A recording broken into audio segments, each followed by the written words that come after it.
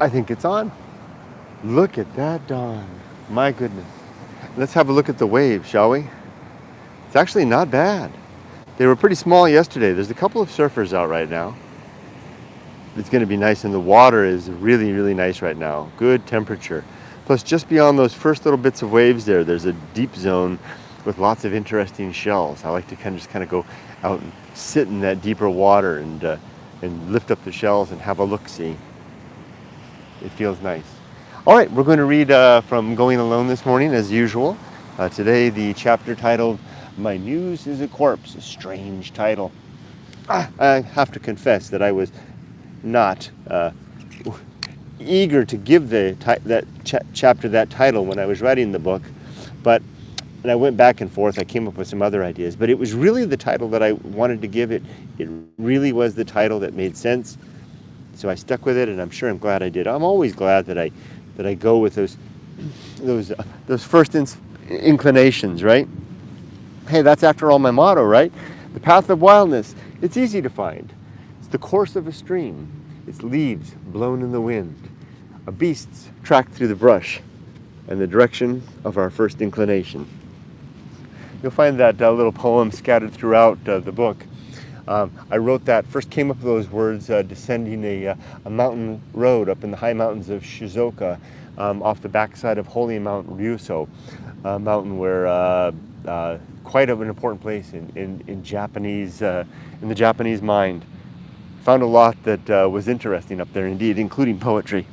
Okay, so today we're going to read the chapter, My Muse is a Corpse, which explores my encounter with the muse that had been haunting me all my life, through my early years, my hitchhiking years here in United States, my adventuring, my living up as the caretaker of Moonstone Beach when I was in university, up in Northern California, all the time I was in Japan, especially when I went into the wilderness alone.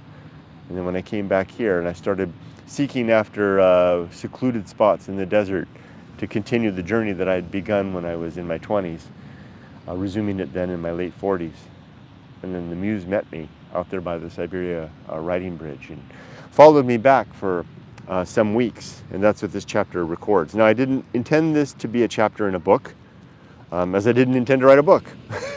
It's simply the book came together as a consequence of the adventures that I'd been having and the effort that I'd been making to record those adventures. As usual, there's two pieces to it. The book includes the standard prose that I had to dig out of my mind through the hard labor of writing, and then the notes from my muse, as I call them, which were the muse strikes, the words that just kind of came upon me all of a sudden, wherever I was, even on my motorcycle on the freeway sometimes, that I would just simply have to pull over to the side of the road to write before they disappeared. Funny thing about those muse strikes is that unlike the prose, which required editing, the muse strikes never require editing. They come out perfect every time, perfect sentence structure, perfect vocabulary from my perspective, and the measure being capturing the sentiment, right? I mean, it captures the sentiment every time. With prose that I sit down to write, I'll have to edit. I'll have to get it out once, I'll have to go back and edit it, try it again and get it again until it matches the sentiment that was in my mind. The muse strikes, the stuff that came with me when I was writing the book, that was just kind of out of nowhere. And you hear writers and artists and musicians and poets talk about it all the time. Is seeming, and even the ancients had the concept of the muse, right? It comes from somewhere, and then the well can dry up. It's a little bit dry for me right now, and that's fine because I got it all out, right? I mean, I'm all done. So my muse extraction is complete in having written this book. So I'm all right if it never comes back to me again. Although I do like to see it, I do like to encounter it, and I especially enjoy reading about it. That's why I love poetry so much, especially transitioning from this point in my life. Always been a heavy reader, but transitioning more from literature into poetry because it seems to distill it down, as Robert Frost would sometimes describe. Here's the chapter. My muse is a corpse, and it's got the little bit of poem at the beginning there, and then there's the illustration by Emily, my daughter. That's the homunculus, which factors in later on in the book. The little man within the man steering the platform there. Let's read. It's not necessarily a long chapter, but it kind of has a bit of a stretch there as we go into the Muse stuff. It's only a short bit of prose, and then we go straight into the notes from the Muse. Let's begin. My Muse is a corpse, sensing we are alone. And a quote. The world's broad, bleak atmosphere was all so comfortless. Such indeed is the impression which it makes on every new adventurer, even if he plunges into it while the warmest tide of life is bubbling through his veins. It's a quote from Nathaniel Hawthorne from The House of the Seven Gables. This section of my book chronicles the 3-week experience of having my desert inspiration follow me home to the city. I had no idea how long this muse would stay, though I'm glad I could record a little of what it had to say. This experience began on March 4th, 2017, and was complete on March 23rd. So this is roughly 3+ years into my return to America. I have enjoyed a long relationship with one more thing to add. So before, when I was living in Japan, the Muse would meet me then, although it was not as refined and distilled as it was here. It was very specific here.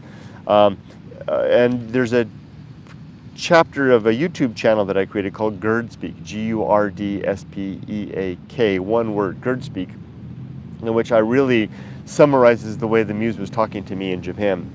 Not as very clear. It was mutterings and musings, so to speak, hints at the path of wildness and going alone. I even remember coming up with the concept of going alone in Japan, not knowing where that was going to lead, so to speak, though. The path of wildness was more clear, though. I have enjoyed a long relationship with my Muse, which tends to arrive suddenly, urgently demanding I record my thoughts before she withdraws, and leave me with nothing more of substance to think or say. I first met my Muse in my early 20s while living alone for several years on an empty stretch of beach in Northern California. The Muse would meet me sometimes at night while I walked alone along Moonstone Beach just south of Trinidad, watching the sea glide up and back across the gentle shore slope, expiring in shallow, sweeping wet sheets, the last energies of powerful waves crashing loudly in the distant dark. I would walk then with my moon dog, which was the name I gave the reflection of the moon upon the wet sand, glistening with a brilliant, cold, pale light, following everywhere the earth was wet, a loyal companion in her every phase. I was the caretaker of Moonstone Beach at that time, going to Humboldt State University.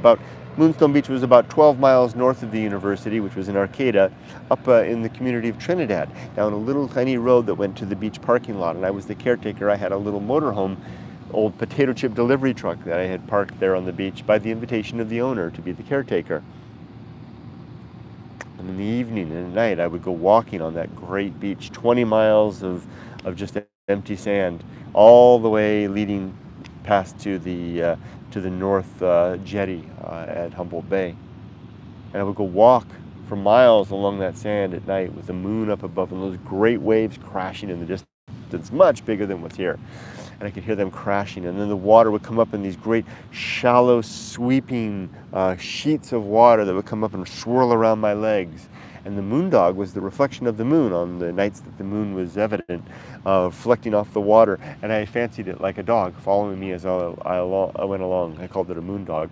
The woman who I was dating at the time, this is before I met Yumiko, I used to send her dispatches, and she particularly liked the moondog concept. She was working as a river guide in Utah at that time. The Muse has since been with me always, through every decade of my life, speaking via the mediums of poetry, prose, art, and video.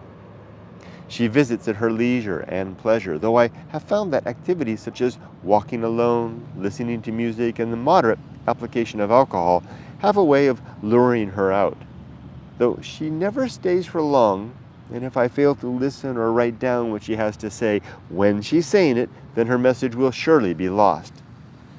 My Muse will never speak to me in the presence of others, though sometimes I detect her voice when I read good books or hear interesting people talk truer words I've never written. The Muse is fickle in that way, will not appear in the presence of others, is only evident under very special circumstances. A little bit of alcohol will draw her out, a little too much alcohol, and she disappears away again. And when I do read others' writing, that I can read their evident inspiration from the Muse appears with me in my mind, but only in a distant way. I can't utilize that energy at the time. It's more for consumption only. I have never fooled myself into thinking that my Muse is anything more than my own creativity. I know there is no supernatural entity visiting me with inspiration, and I'm aware that this creativity is subject to my own circumstance and well-being, and that my Muse will die with me, or perhaps one day falter and grow silent when my mental energies, which now produce her, begin to fail. This process has already begun. I would say it has indeed already begun when I wrote these words, which were, good gosh, 2017, 18, 19, 20, 22, 5 years ago. Although I'm declining for sure, but I seem to have come back in a way. Something in me is not fighting it at all. It's like going down with the ship and deciding to really enjoy the moonlight upon the iceberg as I go down. That's what life is like right now. Not resisting decline and death, but I'm really just enjoying the ride as I go. And that seems to be reinforced itself. So even though here I said this process has already begun, and I wrote that with a tinge of fear and maybe regret, maybe not fear is not the right word, regret that it was going, because I felt like I hadn't really made best use of time. But now it's no longer the case. I feel like I've made really good use of time, and I'm ready to go. And I prepare myself for death every day, and I like to think I'm ready to go at all times. I'll read that sentence again. I'm aware that this creativity, the Muse, is subject to my own circumstance and well-being, and that my Muse will die with me, or perhaps one day falter, and grow silent when my mental energies, which now produce her, begin to fail. This process has already begun.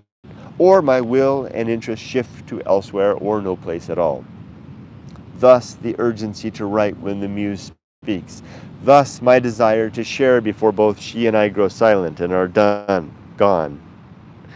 The following words are the product of my Muse, spoken to me at odd times, requiring I step aside from work to write down what I hear, or pull my motorcycle to the side of the road to do the same. They tell a story in a way, in bits and pieces, ideas strung together over time, revealing a train of thought, buoyant of life, cognizant of death, and catalyzed of action. I am my Muse's shadow author, though she and I both know she never really exists. So that's the end of the prose. Took me a while to get that just right. Pleased with it. It's tuned. It's ready to go. I don't even carry the yellow editor's pen with me anymore when I'm reading the book, because it's just the way I want it. The whole book is. The only thing that changes anymore is if I make some adjustments to my Good Life Creed and I tune it just a little bit. But I'm not finding any typos or errors. The book is just the way I want it. Now, let's do the notes from my Muse part. That's this over here. And you can always tell when you're reading the books that were there because it says notes from my Muse.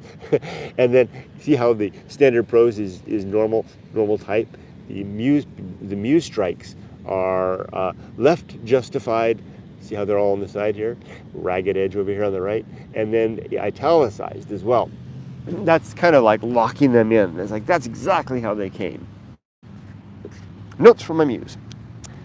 Here we go. So I'll just read it, and they're one after another. They're bits. I like to call them Muse strikes. They're like lightning flashes that come down, and I'll put little bits between. See, there's a little tilde right there between, and so they're roughly in chronological order in which they came. So sometimes they relate, but often they don't. And I'll put a little pregnant pause between each one, so that you know that I'm moving from one to the other. But otherwise, I'll just read on through. Notes from my Muse, and I might get up and walk around. It's flattery to call my Muse a corpse, as she is so much less, having never been alive, she has no still heart. Having never been alive, she has no still heart, no snuffed-out conscience, no darkened lattice of memory, and certainly no legacy of love and caring to echo through time in life's wake. I call her dead by means of convenience, to call attention to what she has not, to highlight how far she is removed from the dearest possessions of life, and to enshrine her grave indifference with the startling, fearful aspects of what cannot possibly love and has more in common with sand than the buoyant, animate, striving community of life. Now, this is the writing that I hear is, I know it's a little oblique, but it's exactly as it comes to my mind. These are words, if I could take my thoughts and extract them out, because my thoughts I don't really think and talk in my head. They just kind of exist as these nebulous, like cloud feelings and things and thoughts and caricatures and emotions. That's exactly what it is. That's why they don't need to change, because the Muse strikes capture it exactly. I couldn't say that better if I do say so myself, and I did. It's my book after all. Next. My Muse is blind, deaf, mute, and dead. She is the inorganic fact of reality, the inanimate ambition of entropy, the chill, dark waste between the stars, the uncaring substrate of physics and chemistry, bound, secured, and destined towards some emotionless mathematical end. Crossing now from the place where I share life with humanity into the vast void of indifference. At once I find my own voice again. At last, the Muse returns. I remember writing this, and I had gone, it was at Siberia Ghost Town, and I think I had gone just over the railroad tracks at night, over the berm, and I was into the desert, and I had to stop and just drop the pack and just type that up right there. That was exactly it. It was the feeling that I had gone beyond, and I was going into the deeper desert, quite disconnected and quite alone. Yesterday's long desert sojourn was a new experience of indifference, a recognition that the cold shoulder of nature is made of stone. Yesterday's desert hike left little impression at the time, almost a disappointment in fact. Yet, in hindsight, I re-see those far and empty places. My thoughts come back to them over and over. I'm haunted by this past weekend's hike like no hike before. I'm pretty sure I went farther than I should, deeper than I thought I could. My reward, the deepest drought of indifference my mind can yet withstand. Such an awful, fearful, terrible truth, hearkening to the purpose of this book. The point of the outward bound nature of the book. Now there's two parts to the book. There's the outward bound part and then the return. My Muse is a nihilist, whispering cold words describing the eternity of empty beyond death. She'll meet me only in lonesome places, like a conspirator or a thief. But really, she's a confidant and perhaps my most honest friend, though she laughs at my fear and mocks my every vain hope. It's curious how the Muse was nearly silent during my adventure last week in the deep water wilds. She normally only talks to me when I'm alone and at risk in very wild places. Instead, she followed me home this time to whisper barely audible thoughts throughout the week, touching my shoulder during meetings, suggesting ideas during my commute, smiling at me through a distant crowd.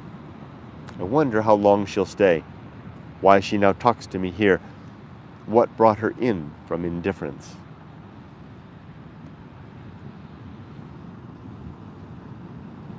It seems my Muse did not follow me back from the wild to inspire my words, but instead to catalyze my will. How much easier to do right, while hints of the void and empty swirl behind my head, and memory of the black mountains of indifference loom across the wasteland of dry earth. The thing which followed me out of the wilds this week, which I've been calling my Muse, isn't a ghost or a spirit or a force or anything beyond the scope of my mind. It's simply a lingering impression, the sting following a hard slap in the face, the cold, deep, indifferent reality of nature. A lasting effect of meeting the dead gaze of a universe which doesn't care, doesn't feel, and doesn't know. I hope this impression lasts, and it does, it lasts. Almost went to the wild today. I decided instead to attend to a few domestic life necessities. That's all right. It's not like wildness gives a damn if I come to visit. The dead winds howl across the indifferent badlands, against and over the cold black mountains, through and along silent sand washes, to twist and bend the dry, thorny foliage, with or without my attendant, failing gaze. Ooh, pooey, pardon me.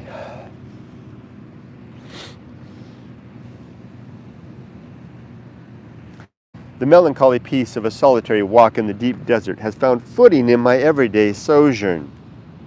The dull, dim, yet alert and living eyes, the sensitive hearing, the slow, purposeful stride towards nowhere in particular, along unseen and unmarked paths, and best of all, the rich and empty thinking which comes of lonesome yet not lonely passage through strange, unpeopled places. That sentiment is returning more and more now, especially. More and more. It's not a sentiment. It's a way of being. A principle of deserts is that winds blow into their depths and point the way towards deeper desolation and the arid, disinterested heart of the wastes. While standing upon a broad, open plain at night, invisible mountains miles distant on either side, their outline visible only by the interruption of starlight through the cold, thin atmosphere, a slight veil between the bare, stony ground and outer space. I shiver alone and cold, feeling the dead desert breath draw me in like a tide. Good golly, I don't remember that moment distinctly until I read this, but I remember that moment now. I've had maybe 4 such moments where I've been chosen deliberately to spend the night upon a high ridge, not a mountain necessarily, but a ridge in the desert, over which I can see a great expanse of the desert, and in the middle of the night, getting up to step off into the hard rocks with my bare feet being, bitten by the stones, and to look out and see just the expanse of emptiness, 200 square miles of empty without a human anywhere. It's quite an experience to do that. 4 times maybe I've had that experience, and this is one of them. The scope of my control extends to my actions and reactions and the consequences they might entail. That's as stoic a sentiment as I could ever muster. Death is the realization of that creeping indifference which sweeps consciousness and being aside like fallen leaves and carries both memory and love along into the darkened night. To the quiet mind, indifference looms. No wonder then our myriad and incessant manufacture and attendance to distraction. Boy, that's a foreshadowing of the chapters to come. The deep value of a solitary desert walk is the sobering recognition of a landscape and circumstance without any real escape. For, though we may return to our warm bed and our fellows, the memory lingers of the cold night winds under the naked stars and the blistering sunlight across the vast landscape without refuge. Such impressions gain deep footing and purchase within the mind, but only if we go alone, and only when we go so far as to glimpse the very real and near point of no return. Just finished writing editing an AI-written book about my great-great-granddaughter Aya and her adventure. There's a moment like that in her story too.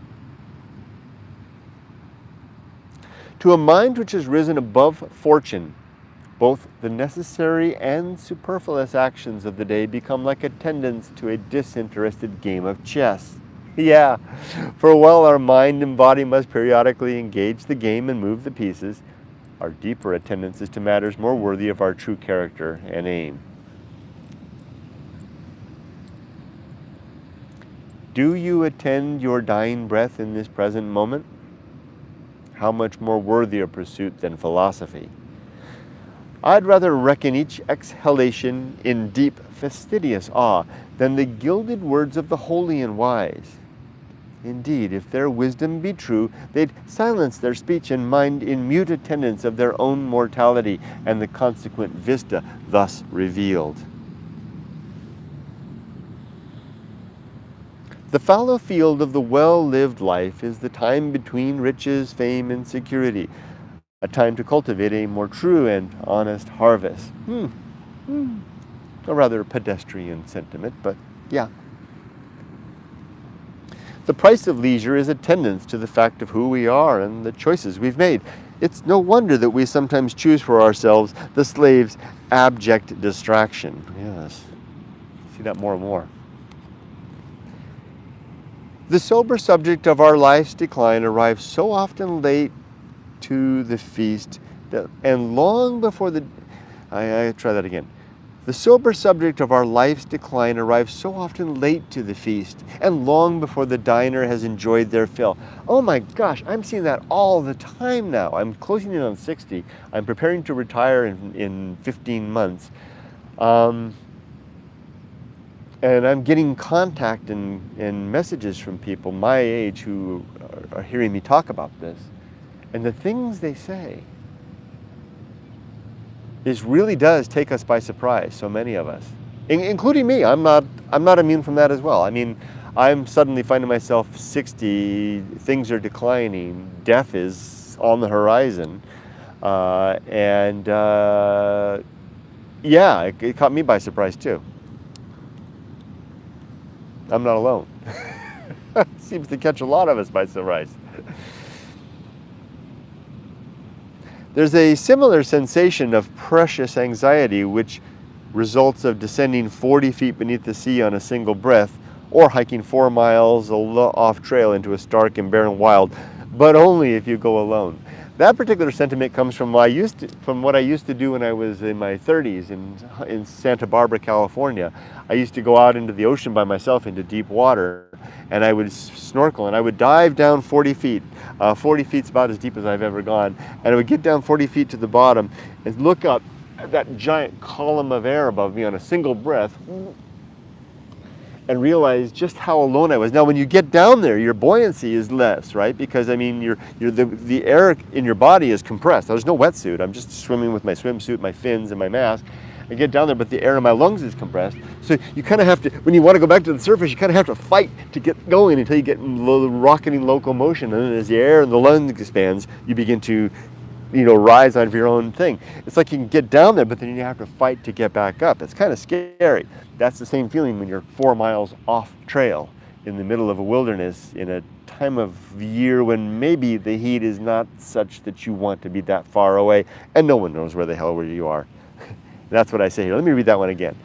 There's a similar sensation of precious anxiety, it is a precious anxiety, which results of descending 40 feet beneath the sea on a single breath, or hiking 4 miles off trail into a stark and barren wild, but only if you go alone. And you know what? I don't want to do that anymore. I was thinking this morning how when I get back to Japan, I'm going to be free to do whatever the hell I want, and I'm just going to wander. And I told Yumiko I'm going to walk, my 2 little footsies here are going to carry me all over the place. Maybe I'll get a bicycle if my arthritis is acting up. And I was thinking, when I was softypapa in Japan before, I would go up into the mountains and I'd find some canyon that looked really obscure, and I'd go up in there, going through the weeds, worried, no trails, no tracks, and that's what I did. I don't want to do that anymore. No. I want to walk the safe and the sound and the sane, and I want to just breathe gently and let the day pass slowly. I've gotten somewhere else. I'm no longer that guy. Just like I have no interest in going to the desert anymore. I got rid of my bike and my motorcycle yesterday. I took it to Lior. Gave it to him to sell. Dumped all my helmet, my gear, my riding gear, all the stuff that I had. Just put it all in there, and a copy of Going Alone, and I put it on there. I said, Lord, hey, will you sell this for me? You take your commission. I don't want this thing anymore. And I walked away, and I didn't even look back. I took one photo with the oar, and that was more to get the picture with the oar, because he's an important person to me. He's my mechanic. He's the one that kept me going these last 10 years of these riding adventures. I did over 100,000 miles. I turned around. I didn't even look back at the bike. I have no interest. I don't want to ride another motorcycle for the rest of my life. I have no interest in going to the desert. I have no interest in going back to the riding bridge. I took everything away from the riding bridge and threw it all in a dumpster. That's all just, what's the word? It's just so in the past. What's now is the thing that I'm becoming now, the man that I am now, which is, and as a result, it's like going back in time. I've become 9 again. It's like the days are no longer fast and short, even though I'm still working. Yesterday was such a long day. It drug on like I was 9 in the best sense of dragging on possible, where, like, remember when you're 9 and you would go to school and then you come home and play and do your homework and then go back out and play some more, and the sun never seemed to go down. That's what it was like yesterday. And the days are becoming more and more like that, the more and more I leave the old me behind.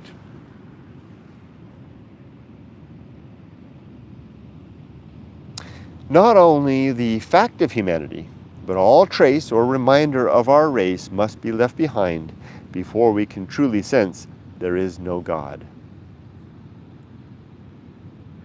Reason is the arbiter of virtue. What other force can provide a more accurate or worthy measure? I have this plan which I'll never fulfill, for I am a family man and must respect the sensitive conscience of those who love and care about me.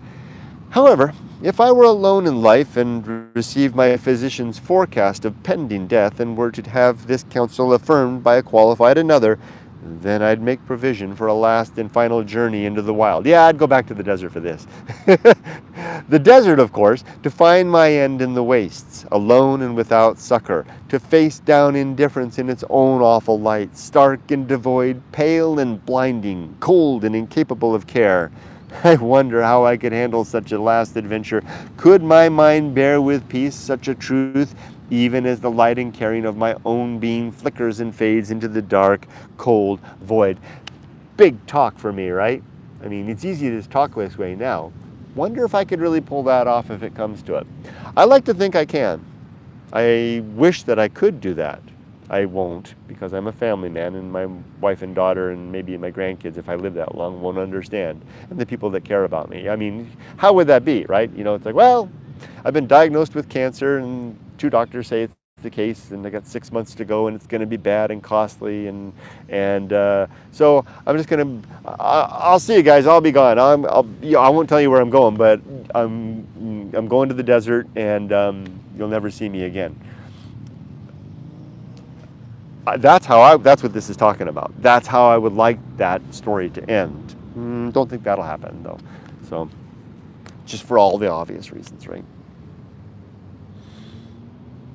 And would I, if it was like that in Japan, would I come back to the States to do it?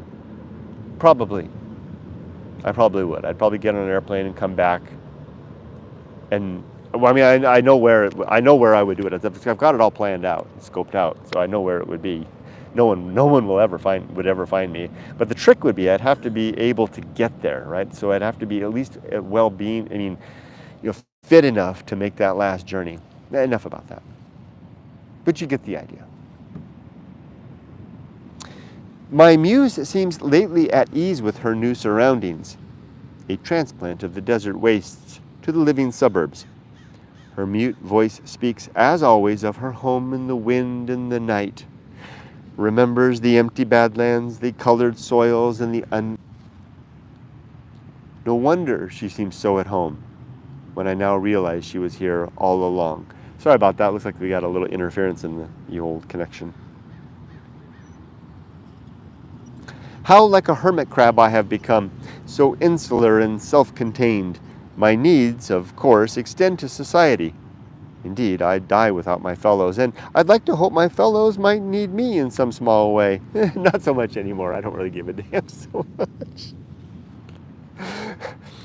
Why is that? Why is that? I mean, I do care. Like yesterday, okay, I do care. I do care. I do care a whole lot. Like yesterday, I was out in the evening playing my guitar. The sun was going down, and my neighbor, next door neighbor Renee, she came walking her dog past our gate, and there was a little grassy area there, and she said, "Kurt, did you see what those kids down the street did?" And I said, "What did they do?" She says, "You know, there's a couple of mischievous teens down the street." She said, "They broke a bottle on the sidewalk." And she said, I was going to say something to them, but I knew it wouldn't do any good. And so I said, yeah, you're probably right, because they're kind of troubled teens. They're often having trouble. I talk to them sometimes. So anyway, she went inside and did her thing. And so I thought, well, I thought about how can I handle this from a Stoic perspective? How can I handle this? What can I do? It's not my job to handle, but I want to participate. I do care, even in spite of what I just read there. So I decided, well, what I did was I put the guitar down, and I went inside and I got my broom and my dustpan, and I went out and I found the glass, and the kids were still down the street, and I swept it all up. I didn't say a word to the kids, and I went over to the dumpster, which is out on the street, and I poured it all in, and I just went home. And I know that they saw me do that, and I just left it at that. That's what I mean. I mean, I do care, but I don't care in the same way. It's this huge machinating machine going on around me, and we're all driving with these innate purposes, this genetic predisposition towards all the things that we have to do from birth to death, the mandates that are within us. And I know that that's a gauntlet, and that's not a gauntlet. That's a human colossus that's more than I can deal with. I've dealt with it in writing my book. This is my barbaric yelp, right? So yeah, but I do care and I don't care at the same time. Get off my lawn. Where was I? There I was. My muse seems lately at ease with her new surroundings, a transplant of the desert waste to the living suburbs. Her mute voice speaks as always of her home in the wind and the night, remembers the empty badlands. I read this already, huh? The colored soils and the unending progress of time. She looks around her new surroundings, dead eyes seeing nothing past the here and now. No regard for humanity, no love of virtue, no charity, no preference or admiration of what is alive or dead. No wonder she seems so at home when I now realize she was here all along. Sorry if I read that already. Oh, and then I already read this one too. Here's the next one. I had an interesting talk with a friend today where I confessed my nihilism and found comfort in not giving a damn. Such is how the serpent consumes its own tail. Boy, how that's so true now. Boy, I just don't give a damn anymore about that. Hiking in the desert with my daughter is like sailing a boat upon the sea with a long tether tied to the dock. That was what I wrote after I took Emily out. I didn't take her out to Siberia. She's been there since, but I took her out to the volcano wilderness, and it was like, I was with her and it was great, but it was like, I'm not seeing any great indifference out there, which wasn't the purpose of the trip. The purpose of the trip was to introduce Emily, at least to show her this is the landscape that because I imagine one day she'll get old enough and she'll read my book, and then she'll say, oh, it's the place Dad took me. That's the place she's talking about. That's why I took her out there. I didn't expect Emily to have any great epiphany or to say, oh my gosh, the great indifference, what the hell? No, none of that happened. And here's another one for Emily. Emily and I visited the human femur I found discovered in the desert last year. I mean, that's a sentence, right? Okay, it's still there despite the fact I'd notified the police. Maybe they didn't find it. Perhaps they gave up the search. After all, the bones are literally in the middle of nowhere. It's possible they determined the bones aren't human, though this seems unlikely given the absence of large wildlife in the area and the perfect match to human anatomy. It was human. I was rather surprised to note how much the bones had deteriorated since my last visit. Further proof that our essence is essentially animated dust. I plan to call the sheriff's office again and offer to take them to the spot. And I since did that. I got the police out there and they did finally find them, and they did tell me that they were human. So I think it was a body dump that I had found out in the desert. It's amazing. I think often about it. It's amazing how quickly the bones deteriorate. Because when I came back the second time, I think that was a year after I first found them, they had really deteriorated fast, the bones were literally turning to dust. It was somebody's big leg bone. It was strange being in the deep desert today without my dead Muse, referring to, I think, because my daughter was with me. Where could she have been? I suspect it's because I didn't go alone. In fact, I know that's the cause. I did see signs of her presence in the wind and across the darkened landscape and in the moments of subtle extrospection. I made that word up. I don't know if that's a real word. That's fun to say. Though to hear her cold words rise within my mind, I must remember to first deny myself the warmth of any companion, and to face fully and alone the fact of all mortal dissolution and oblivion. That's a mouthful.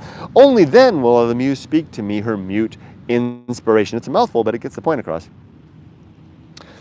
Though my Muse is not alive, she nevertheless enjoys some apparent will and motive force. Her composition is maintained of gravity. Oh, I'm proud of this one. I like this one. Her composition is maintained of gravity, and her limbs and appendages are driven of starlight and wind. Her attitudes and moods are as varied as the composition of rocks and soils, and her intellect and modesty, the product of vast space and deep time. I couldn't write that on my own. It's like, that's the kind of thing. That's why I call it a Muse strike. Where the hell did that come from? I can't write like that. Oh, I know I can, because clearly I did. Some very small part of her does have an organic pulse, this is true, though this soft rhythm is utterly drowned out by the roar and cacophony of nature's inanimate rush towards entropy.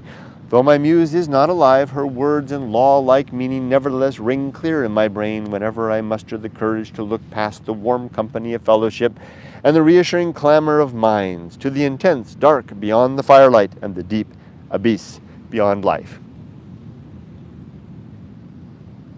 It's interesting how my daughter did not share my fear in the wild yesterday. I was surprised about that.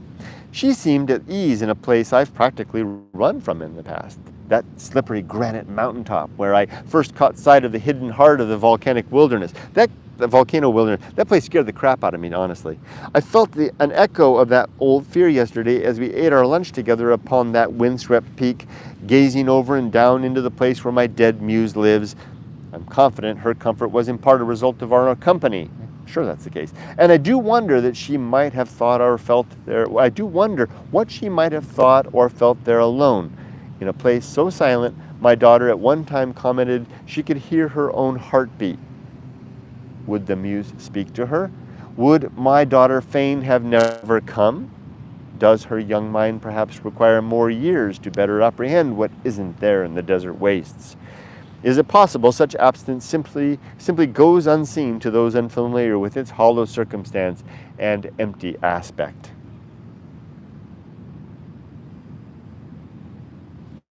I'm proud of those thoughts. Not proud, that's not the right word. I'm glad for those thoughts. That was the good hindsight of having the experience of taking Emily to the desert. My father's legacy, all those worries at the bottom of the sea. In fact, he's down there. Dad's bones are about 20 miles that way. Okay. The wild places of the California desert have proven so much more potent a font of inspiration than the mountains of Japan. I suspect, though, that this has more to do with the characteristics of desert than any condition of place or quality of time.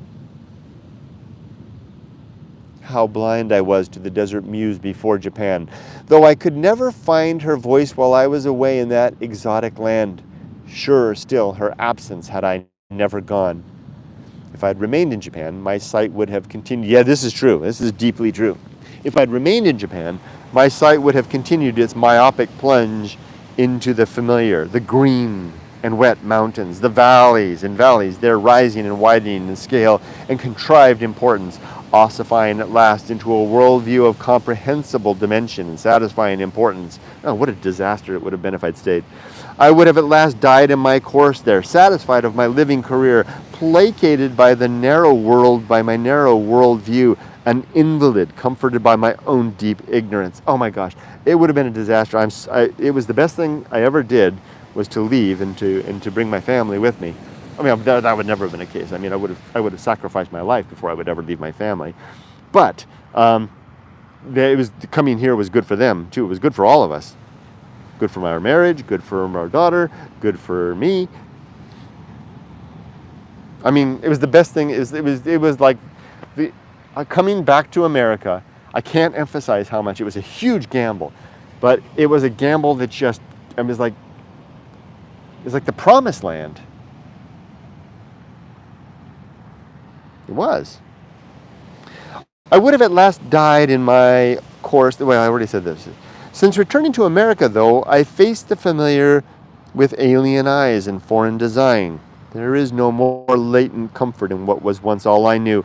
My weary eyes strained to discover the familiar. Old brain circuits crackled to life, mending failed, flawed, or erred mental connections with material of another land and culture, values and meaning of a second and quite complicated life. There's the key right there. That's what coming back to America did. It allowed me to recuperate from everything that was broken in me as a result of the life of my 20s, my 30s, and 40s. Tired limbs now become limber of the necessity of building this new life again. And old muscle memory is replaced with fresh reflex, guided of matured control and sensibility.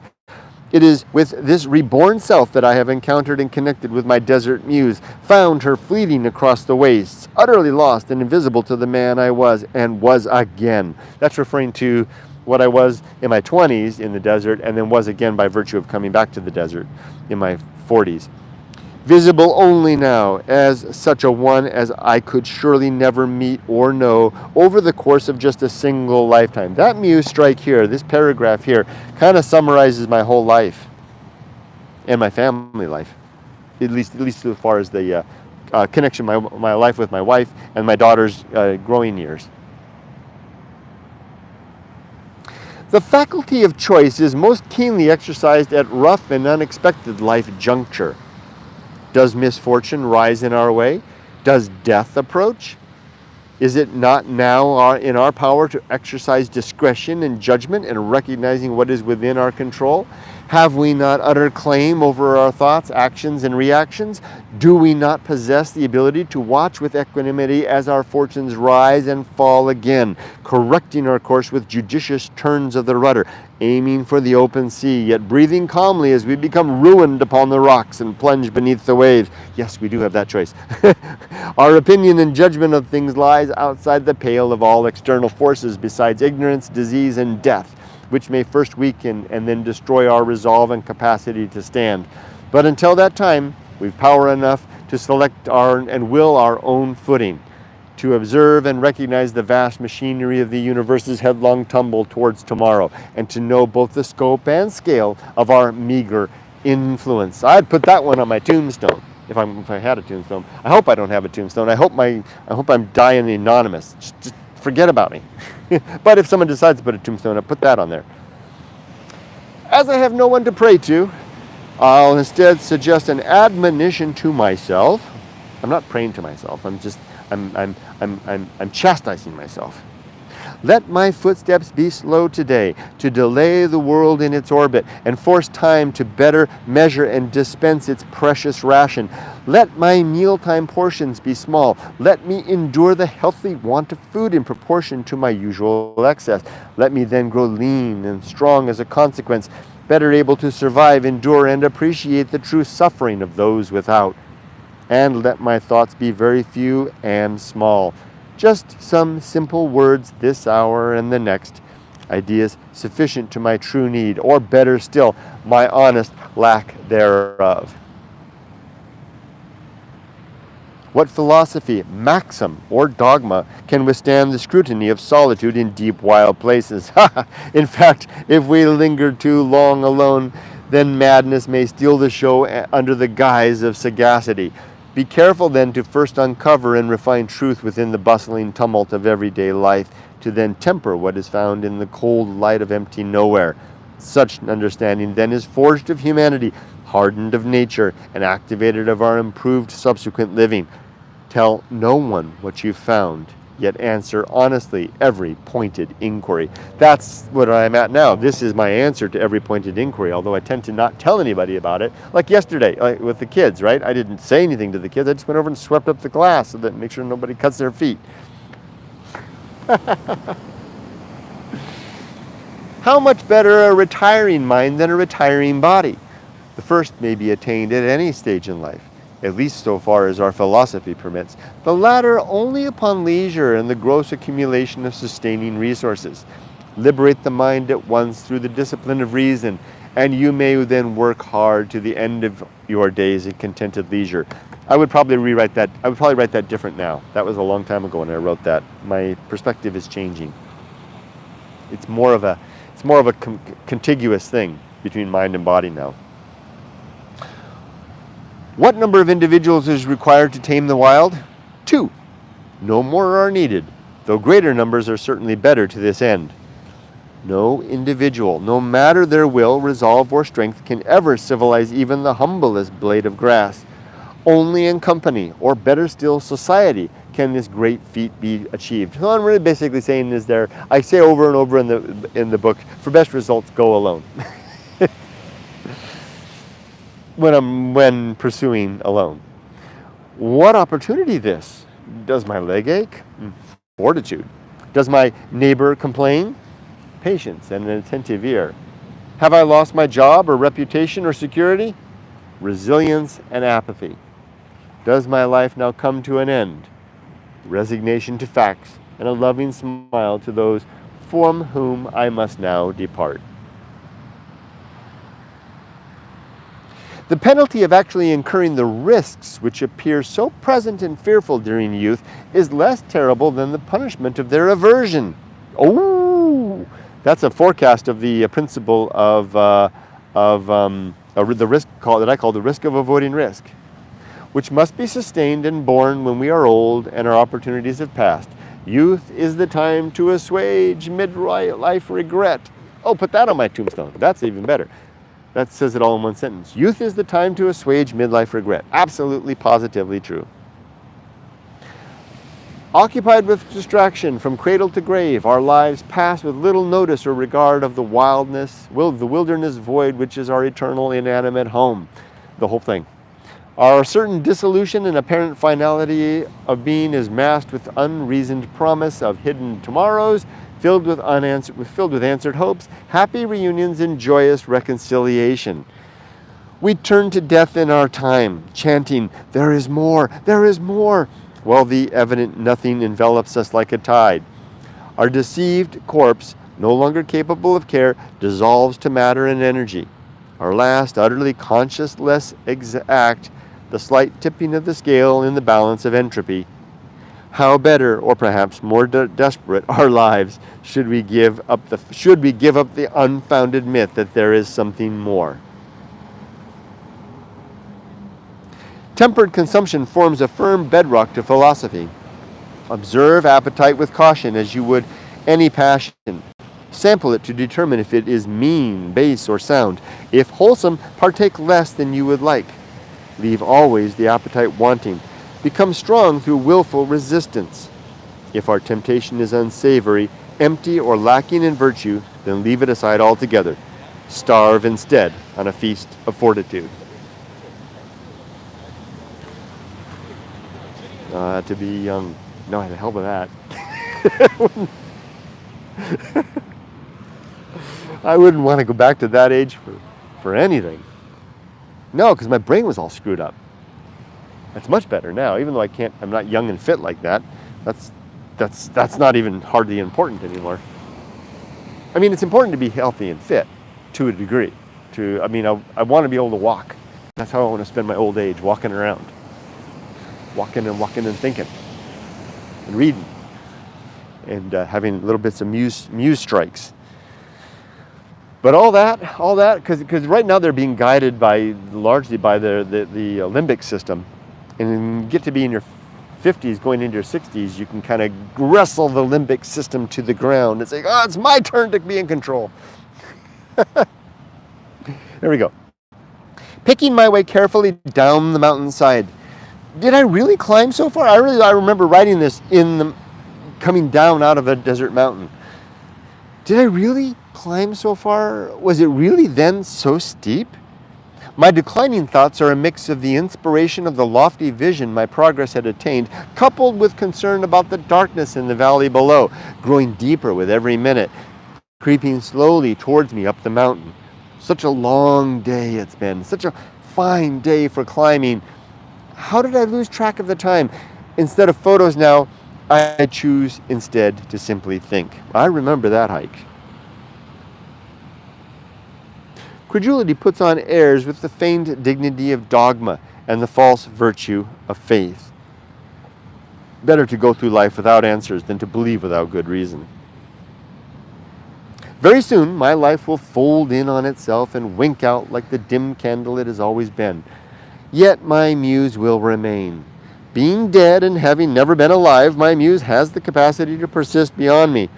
She will carry no memory of me besides the fading influence of my words and deeds.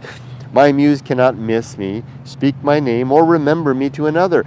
My anonymity is scarcely more secure in the grave than when my pulse was beating, and I had some voice to be known. My dead muse keeps perfect secrets, is incapable of telling truth or lies, is the perfect confidant. I've declined to a place where my poverty is secure from fortune. I was proud of that sentence. When I wrote it, I was like, well, that's a good sentence. I have so little of real worth that my desire for more is fully satiated. I owe no mortgage to reason. Own outright my capacity to choose. Pay no tax on apathy and wield discretion like a sovereign. This outpost of peace was always near within my recognized ignorance, easily attained through the journey, though the journey required 50 years. I owe thanks to Seneca, Epictetus, Aurelius, Emerson, Thoreau, Sagan, Attenborough, and Bixler, and I'd add Delorier to that list of names, for suggesting the way. And then, it's even more so. I mean, that was 9 years ago when I wrote that. 9-ish years. Was it that long? No. And now that's like looking back down, way, way down the mountain. Yeah, I remember when I wrote that way down here. Now I'm way the hell up here. It's a very different view up here, but I remember that sentiment. I've begun the process of watching an acquaintance fail in business. It's a venture in which he's likely gambled everything and thus has everything to lose. I've been there myself twice, and the memory is so real, it's almost tactile. I laid up late last night staring at the ceiling thinking of him. I'll bet he was just staring at his ceiling too, just like I used to, beginning to drown, going down through a form of death which isn't really dying. Apathy arms us with the same indifference which the universe wields in the execution of its mindless purpose. We stride through life bestowing benevolence in true proportion to our capacity, sharing unalloyed generosity and love, rich in the giving, expecting nothing in return. Returning from solitary adventures in the mountains of Japan, the rugged landscape persisted in my head like an intimate and cloistered hideaway. The desert, however, unfolds in the mind like a great and empty map, devoid of sanctuary, exposed and utterly impersonal.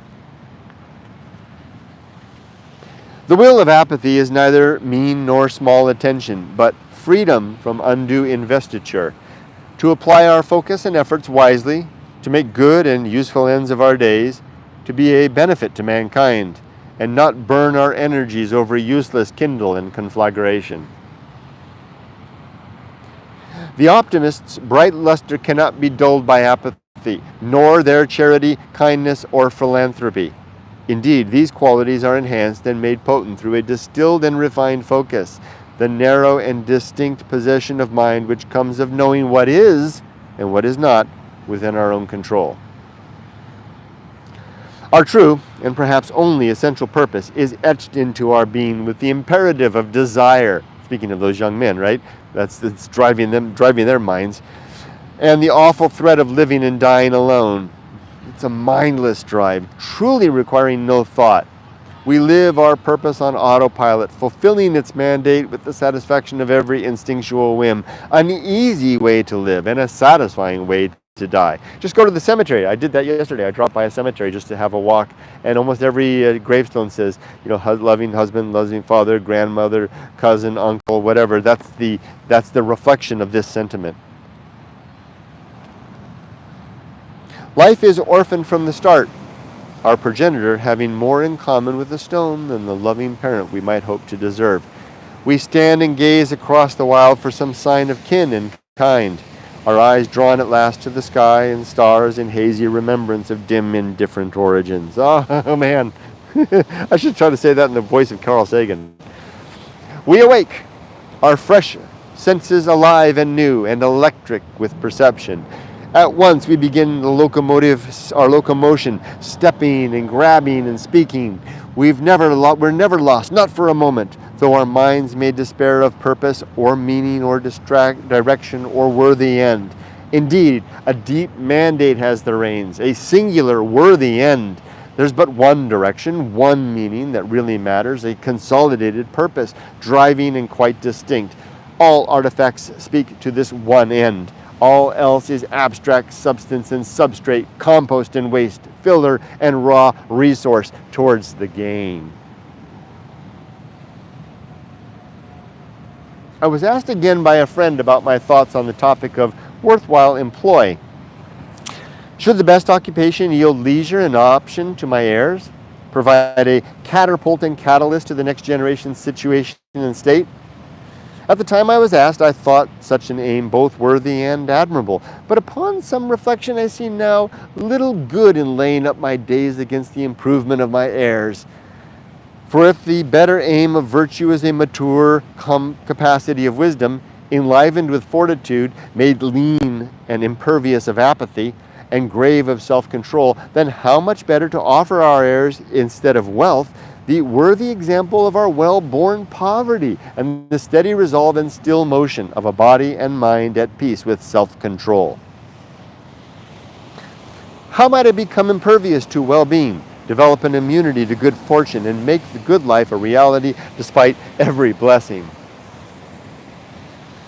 My poverty cannot withstand the price of so much good fortune. My tribe are those who currently stand among the brambles, wondering how they got there, bleeding a bit from the thorns, observing no trail back. Perhaps a book like Walden sent them this way, though by now they've far less use of a guide. Indeed, what wildness is this that requires a guide, when every direction is in, and there's now far too rations for retreat? My tribe will know this place, though none of them are about. They'll find me here long after I'm dead. I'll leave some marks for them. I sometimes spot marks of those who have gone before me, faint, strange, nearly indecipherable the further I go. There are older marks still, appearing fresh as the day they were made. What should I tell my child of the use of time? Should I caution her simply to be mindful of its passing, to measure each moment with her attentions, and keep busy with the application of sober utility? Should I recommend foresight towards the life she may want to live? If so, how do I caution her not to reside too long in the fiction of what might be, or against setting up house in the past, or living as a ghost within the life of another? I must indeed offer caution against the waste of moments, which is the sport and pastime of so many, the impatient counting down of hours towards an ignoble and seemingly untimely death. Yes, I'll instruct her to beware all this and more, to mind carefully what is ahead and what is past, to not lose sight of her own way by ingracious attention to the footsteps of others, and to know her true and even course not by the landmarks of her surroundings, or the warmth of the air, or the pleasant company, or the ease of the road, but instead by the satisfying perception of firm footing over any ground, any fortune, and for as long as her daylight remains. That's my walk now. That's the example that I want to give Emily as I proceed beyond 60. Our genetic inertia propels us towards ends we rarely consider. Sex, love, marriage, and even Jesus proclaim our mute acceptance of responsibility to the survival of our species. Our blind allegiance binds this mandate to action. The veil may never rise for us, though the ones to whom we may one day become God should certainly pity our narrow vision and quite constrained understanding. That's about as close as I think I've ever get in any of my writings to a forecast of AI. Society bears down with the crushing weight of responsibility, while the wild bears down with the weight of necessity. The consequence of failing in the first circumstance may be destitution and disgrace, while failure in the second punishes with death and extinction. Going alone, then, into the wild relieves for a moment the first and lesser burden in exchange for the thrill and challenge of a more base and primal threat. When we return from wild places alive and mostly intact, our perspective is changed and temporarily revised. For what threat really is any office censure, any mere social disgrace, any embarrassing fumble of etiquette, or even failure in love or enterprise compared with what we've just met and mastered? The more consequent danger is now past, and we move on through the day with a contented grace, having brought back a hidden trophy and prize in the simple fact of our survival. But this peace is perishable, requiring refresh at regular intervals, lest we again mistake the civilized challenge of responsibility with the wild threat of necessity. I would add to that that's not necessarily the case, at least not at this stage in my life. I don't go back into the wilderness anymore. It is perishable, but I can bring it back by thinking about it. The human project is the occupation of attention until we've run out of time. Death arrives and we're no longer forced to perceive. Indifference is the thing we do not want. For if we quiet our mind enough, something which isn't really there becomes apparent. And if we separate ourselves far enough from our fellows, there it isn't again. To apprehend this startling absence through dead landscapes or still mind is like sensing a ghost which isn't real, a frightening paradox to not behold. So instead of not seeing, we first do this, then we do that, and then yet another thing, and then we die, hopefully well distracted by the community and clamor of loved ones whose presence and attention assure us there's more than nothing in the end. Make your great life adventure early in life, when you've both everything and nothing to lose. The gamble, then, is more secure in your favor, the likelihood of success augmented by your ignorance and inability to recognize or assess risk. You'll succeed even if the adventure kills you. Just don't get pregnant, and in so doing assume your risk unto the life of an innocent another. Save that wondrous adventure for later, when you've had your fill of yourself and are more mature and ready to truly give. For your adventure's venue, select what appears alien and strange, a curious and seemingly foreign land, street, or some exotic backwater of nowhere. Go meet your anxiety and give it a fair listen. Rebuke its fearful claims and hysterical protests. Come away satisfied you know better your mind and can now answer and assuage its ancient unsound fears. You'll know when the adventure is done when you possess fewer dreams of tomorrow and behold a broad and expansive landscape of today. Oh, and go alone. And if you can bear it, if not, then take, or better still make, a friend along the way. You'll find your tribe is out there. That's where I am right now, actually. Your mind is on a track. There's actually very little leeway between birth and death. The course is strikingly simple, though we don't notice due to our one chance at living and the fact of our perspective. That fact that our perspective biases us to exaggerate what little difference there really is between one life and the next, and one generation to the next. Gender plays a role in the course we must live, as does age, though these aren't very popular topics to discuss. But keep in mind and listen to what your nature has to say, even if you choose not to heed, for informed choice brings both responsibility and accountability into the hands of the chooser. Always apply reason to your biology. Capital B. Always demand diplomacy of your motives. Always seek virtue of your wants, or deny them altogether. In this way, never hesitate to resist your nature should it prove base, barbarous, unjust, or inhumane. So you'll bump along this course of living, fortune heaving you at once to the left and next to the right, but always forward and at a steady rate, even when at rest, even when you decide not to choose. Remember that you'll always be on those rails, and there's nothing spiritual or spooky or inexplicable about them. So don't get suckered into motivation, divination, or exorcism to change your way. Instead, ride the whales like the successful survivor you have become, we've all become, by virtue of the simple fact we're alive. You see, biology's criteria for success is both simple and absolute. So ride your rails to the end of the line, and if you choose, pass carefully your successful mandate into the future, as your mother and I have done through our loving creation of you. And if you can't notice those 2 paragraphs, those 3 paragraphs, that's a long one, are aimed at my daughter. It's been over a month now since my dead muse followed me back from the desert. She's always right here whenever my mind falls away from the fore. She lurks like a shadow and a memory, though her cold presence is now devoid of the fearful substance I remember of our first encounter, how my breath was taken away at that first sight at the edge of the volcano wilderness. I wonder if she saw me then too. Did she know me before? I certainly never knew anything prior so awful in the wild, though there was that one cold night 30 years back. That night I passed alone within a vast desert empty, an empty which brushed past my tent while I slept, threatening my youth with its whispered age and inviting me out to shiver barefoot and exposed while gazing up at the dark night and across at the black empty. I was young then, perhaps too alive to see. Maybe that's the reason she's here now. Are my eyes simply opened? Was she here all along? Will she ever leave? I think I know the answer, though it's perhaps best I keep that supposition to myself. And I will continue to keep it to myself. You have to find out for yourself. How much is enough? For myself, it is enough to stop asking this question. For if my ethics are sound, my reason keen, and my intent judicious, then there will always be just enough of every endeavor. So instead of asking after the quantity of things, I should instead ask about their quality. How should today my ethics, how sound today my ethics, how keen my reason, how judicious my intent? Let me then tune my social machinations to run silent, efficient, and true, satisfied that whatever product is the result of whatever quantity is utterly significant to the good life.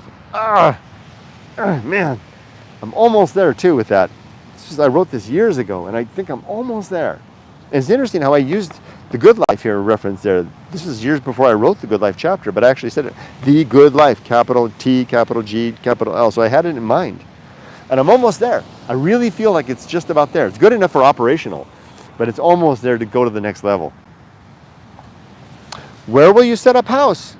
Though the body must reside in some shelter of a sort to keep it safe and warm, the mind needs only space and liberty sufficient to exercise its native capabilities and natural inclination.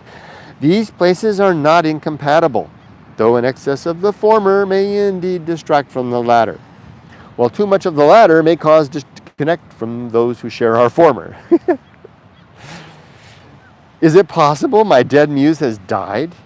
This is the last two. Is it possible my dead muse has died? Remember, my muse visited me for 3 weeks. So these are all, ostensibly, all the things that I wrote during that 3-week visit. And then the muse went quiet, and I wrote the following too. Is it possible my dead muse has died? Is that even feasible? If not truly dead, she certainly seems less present. Perhaps it's because I've been so long from her dead home out there in the desert. Maybe the spell has simply worn off. She can't utterly be gone, as I hear her faint whisper now as I type these words, like a distant cold wind across a skeleton landscape of stones and sand, hushed and muffled, indifferent and absolute. Okay, now here's the last one.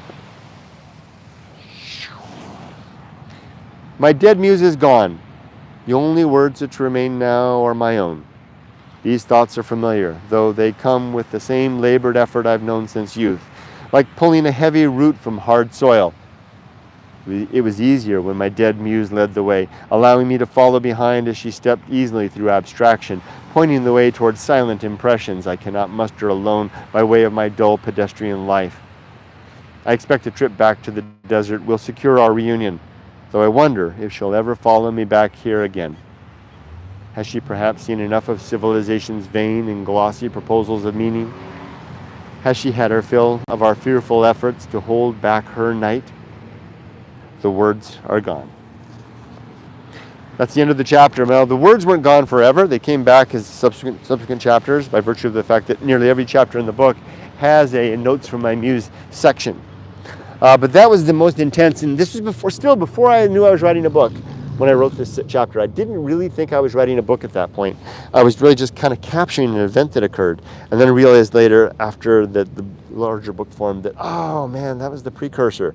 That was the part where the thing that was out in, not out in the desert didn't come back here to haunt me, so to speak, and inspire me to carry on. Okay, let's see if there's any comments, and then I'm going to go for a swim. I can barely read it. Oh my gosh, there's a lot of comments. I can hardly read. Ugh. I don't even think I can read them. Oh my gosh, I can't read. It's too bright. I'm sorry, there's a whole bunch of comments, and I can't read them. Let's see if I can read any of them. Oh, my old eyes are too old. Let's see if I put this. Nope, can't read them. I am so sorry for those of you that left comments. It's too bright. I can't read what you wrote. I'll read them later and then respond to them if I can see them. Sometimes these live comments don't show up the same way. I appreciate you sticking with me, and I appreciate your comments very dearly. And thank you so much. And I wish you all the best. Let's have a really great weekend, if it's whatever day it is in whatever part of the world you're in. For now, I'm going to strip off and go for a nice swim. I've got my swim fins with me. I'm going to do some body surfing, and then I'm going to head home after that, clean the house, and then Yumiko and I are going to go to the Japanese supermarket in Costa Mesa. We'll have a nice lunch together, do our shopping, and then come home. And I hear that there's bioluminescence in the evening. I might come back in the evening for a night swim, to swim amongst the bioluminescence.